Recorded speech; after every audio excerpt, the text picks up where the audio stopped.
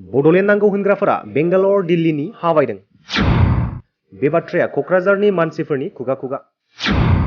जे जोने बड़ोलेण्डर কাৰণে आंदोलन কৰিছিলে সঁচা মিছা মই নাজানো, মোক মানুহে কৈ আছে যে যোনে বড়োলেণ্ড লাগে বুলি কৈছিলে এতিয়া বেংগলোৰত লেণ্ড কিনিছে, দিল্লীত লেণ্ড কিনিছে। এই কথা এতিয়া কোকৰাঝাৰ মানুহৰ মুখে মুখে। दुर्नीति आरो भ्रष्टाचार गासै बिटिआरआवनो साग्लोबनो हमदों भबेन बरा। गतिके এই ধৰণৰ যি দুৰ্নীতি আৰু ভ্ৰষ্টাচাৰে গোটেই বিটিআৰখনত ছানি ধৰিছে। बड'फानि रांखान्थियारि आरो समाजारि जौगाखांनायनि सिमांनि उल्था सावगारि बिटिआरनि रायजोफोरा नुनो मोनदों। प्रमद बर'नि सिगांनि स्ल'गाना डिवाइड आसाम 50-50 मोन। फरायसा आफादनि समाव प्रमद बर'आ रायजोफोरखौ लाफानानै डिवाइड आसाम 50-50 जोंनो बड'लेण्ड नांगौ। दिनै क'क्राझाराव फैनानै गासै मानसिफोरनि खुगानिफ्राय खोनानो मोनदों।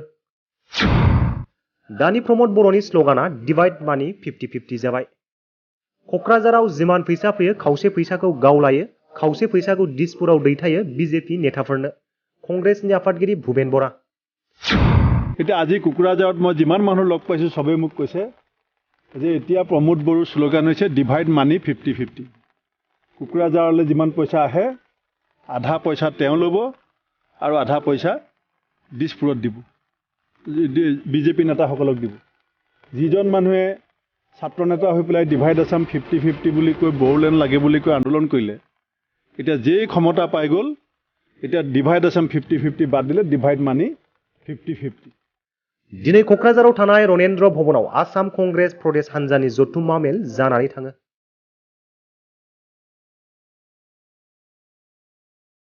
बे जथुम्मा मेलाव बाहागो लादों आसाम कंग्रेस प्रदेश कमिटिनि आफादगिरि भुबेन बराया।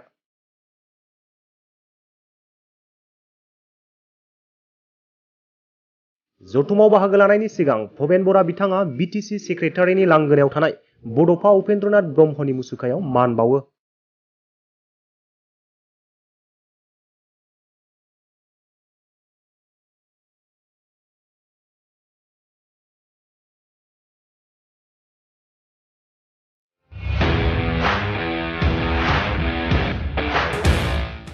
इंडिपेंडेंस डे स्पेशल अफार लाबोदों सेरफांगुरियाव थानाय फुंखा इन्टारप्राइज बाजाज शोरूमा।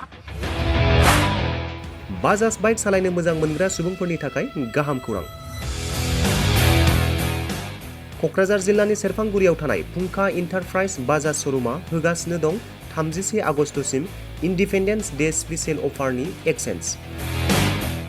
बाइक बायगिरि बिथांमोना इसेल' बिबांनि रां होग्रोनानै प्लेटिनानि मडेल, बाजाज सिटीनि मडेल आरो पालसार 125 नि गासैबो मडेलनि बाइकखौ आरसि आरो इन्सुरेन्स लाफानानै 10,999 रां बेसेनावनो लवेस्ट डाउन पेमेन्ट होनानै बाइक लानो हागोन आरो 1,000 रां होग्रोनानै गोसो बायदि बाइकखौ आवग्रिनानै दोननो हागोन। सेरफांगुरि फुंखा इन्टारप्राइज बाजाज शोरूमजों लोगोसे सराइबिल फुंखा इन्टारप्राइज बाजाज शोरूमावबो बाइक बायगिरि बिथांमोना खुंफुंजानाय इंडिपेंडेंस डे स्पेशल अफार लोगोसे एक्सचेन्जआव फैनानै नोंथांमोननि बाजाजनि बाइकखौ लांफैनो हागोन। सेरफांगुरि फुंखा इन्टारप्राइज बाजाज शोरूमा नोंथांमोननो लोगोसे मोजां अफारबो लाबोदों। बेफोरनो जाबाय 5 लिटार पेट्रल फ्री, गंसे हेलमेट फ्री, केस होनानै बाइक बायगिरिफोरनो 1,000 रां केशबेक हरफिननाय जागोन। आबुङै मिथिबावनो थाखाय 9395-303-476 9101-547892 जानबुं नम्बराव खौरां लाहरनो हागोन।